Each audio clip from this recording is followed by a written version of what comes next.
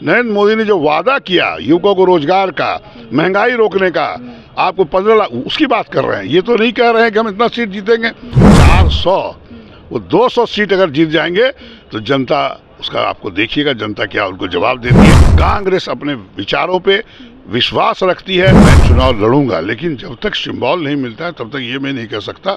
Symbol मिलने के बाद ही इस पर हम आपको सच्चाई बता पाएंगे। हम लोग का मुख्य उद्देश्य है एनडीए की सरकार को हटा के केंद्र से इंडिया गठबंधन की सरकार बने और कांग्रेस की सरकार बने। आज भागलपुर की जनता ने आपको 3 बार प्यार किया, 3 बार जिताया है। लगता है कि इस बार इतना ही भरोसा आप पे जताएगी? निश्चित तौर पर जनता मुझे पूर्ण विश्वास है, अगर मुझे पार्टी सिंबल देती है तो मैं बहुत अच्छे वोटों से जीतूंगा। और जीतूंगा ही नहीं, एक ऐसा मार्जिन होगा जो बिहार में सबसे अधिक मार्जिन से वोट से जीतेगा। अब जहां भी जाएंगे, जहां भी जिस प्रखंड में जाएंगे, जिस विधानसभा में जाएंगे, सिर्फ एक ही आवाज है, क्षेत्र के विकास के लिए अजीत शर्मा को वोट करना है। नमस्कार, मेरा नाम प्रीति है। आप लाइव ब्लॉग देख रहे हैं। लोकसभा चुनाव की तारीखों का ऐलान हो गया है और सभी पार्टियां जो हैं धीरे धीरे जो नाम है वो उजागर करते जा रही है कि कौन कहां से चुनाव लड़ेगा। ऐसे में जो भागलपुर से है वो पर्दा लगभग कह सकते हैं कि उठ गया है और जो अजीत शर्मा है वो कांग्रेस से जो है विधायक, वो इस बार भागलपुर से चुनाव लड़ेंगे। आइए हमारे साथ सर है, उनसे पूछेंगे। सबसे पहले तो सर आपका बहुत बहुत स्वागत है हमारे चैनल पे। नहीं, आपको भी धन्यवाद, आप आई हमसे बात करने के लिए। कांग्रेस ने एक बार फिर से आप पर विश्वास जताया है, क्या कहिएगा? देखिए, अभी तक तो जो मुझे सूचना है, जनता की आवाज है कि मुझे चुनाव लड़ना चाहिए। जनता चाहती है कि मैं चुनाव लड़ूं, चूंकि भागलपुर जिला का विकास हो। जिस तरह से हम यहाँ तीसरी बार जनता ने मुझे भागलपुर विधानसभा का विधायक चुना और मैंने काम किया है। सिर्फ मैंने विधानसभा में नहीं किया, पूरे जिला में काम किया। तो जनता चाहती है और कांग्रेस पार्टी, वो निर्णय आज शाम तक हो जाएगा, लेकिन मुझे भी पूर्ण उम्मीद है कि जनता की आवाज़ कांग्रेस पार्टी सुनेगी और मैं चुनाव लड़ूंगा। लेकिन जब तक सिंबल नहीं मिलता है तब तक ये मैं नहीं कह सकता।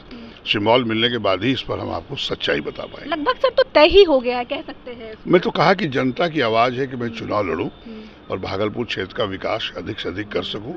और मुझे लगता है, मुझे भी उम्मीद है कि आज शाम तक निश्चित तौर पर सूचना आ जाएगी कि मुझे चुनाव लड़ना है। ऐसे मैं तैयारी कर रहा हूँ, जनता के बीच जा रहा हूँ और अगर पार्टी मुझ पर विश्वास करती है तो आपको बता दें, जनता मन बना चुकी है हमको जिताने की। बिहार की, भागलपुर की जनता ने आपको 3 बार प्यार किया, 3 बार जिताया है। लगता है कि इस बार इतना ही भरोसा आप पे जताएगी?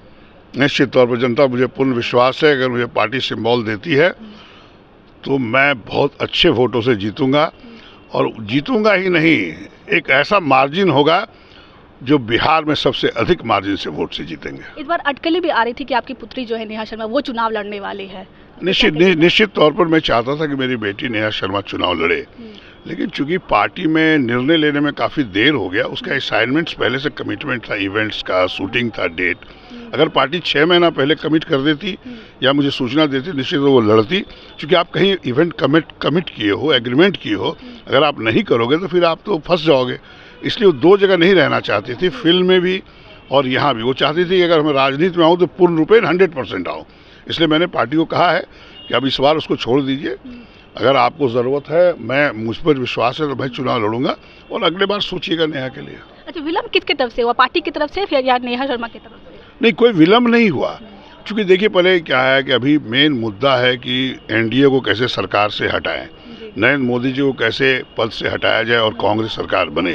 तो इंडिया गठबंधन जो बना, निश्चित तौर पर समय लग गया तय करने में, कौन सीट लड़ेगा, क्या लड़ेगा, इसमें देरी हुई है। दोष किसी का नहीं है। हम लोग का मुख्य उद्देश्य है एनडीए की सरकार को हटा के केंद्र से इंडिया गठबंधन की सरकार बने और कांग्रेस की सरकार बने। आपके सामने अजय मंडल हैं जदयू से और किसी न किसी तरह से एनडीए चाहती है कि वो जीते, तो उस पर क्या कहिएगा? लगता है कि वो कहीं ना कहीं मजबूत दावेदार दिखेंगे आपकी तरफ? नहीं, ऐसा कुछ नहीं है। वो तो जनता तय करेगी किसको वोट देगी। लेकिन मैं जो जनता का माहौल है, और आप भी अगर मीडिया हैं, अब जहाँ भी जाएंगे, जहाँ भी जिस प्रखंड में जाएंगे, जिस विधानसभा में जाएंगे, सिर्फ एक ही आवाज है, क्षेत्र के विकास के लिए अजीत शर्मा को वोट करना है। पर सर, एनडीए तो कह रही है कि अब की बार 400 पार, पूरे आत्मविश्वास के साथ कह रही है। सर, आदरणीय नरेंद्र मोदी बड़ी आत्मविश्वास के साथ 2014 में बोले थे कि मैं प्रत्येक वर्ष 2 करोड़ युवकों को रोजगार दूंगा। 10 वर्ष बीत गए तो 20 करोड़ युवकों को रोजगार मिलना चाहिए। क्या एक भी युवक को रोजगार मिला? उन्होंने कहा था 15-15 लाख रुपये लेके सबके खाते में गरीब को देंगे, क्या एक भी रुपया किसी को मिला?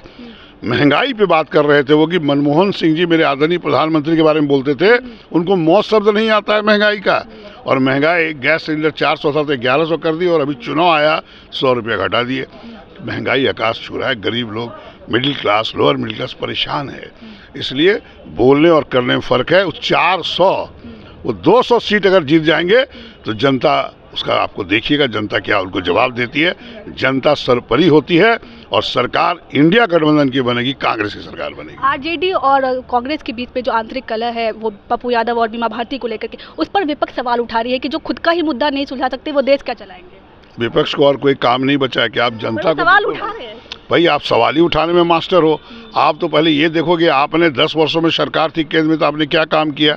आप यह बताइए, 17 महीना महागठबंधन की सरकार बिहार में रही और जो नौकरियां 2 लाख से ऊपर दी गई, इस 17 महीने में दी गई। उसके पहले भारतीय जनता पार्टी नीतीश जी के साथ थे तो एक भी नौकरी किसी को नहीं मिली। इस बार भी फिर भारतीय जनता पार्टी साथ में है, देखिए क्या नौकरी मिलती है।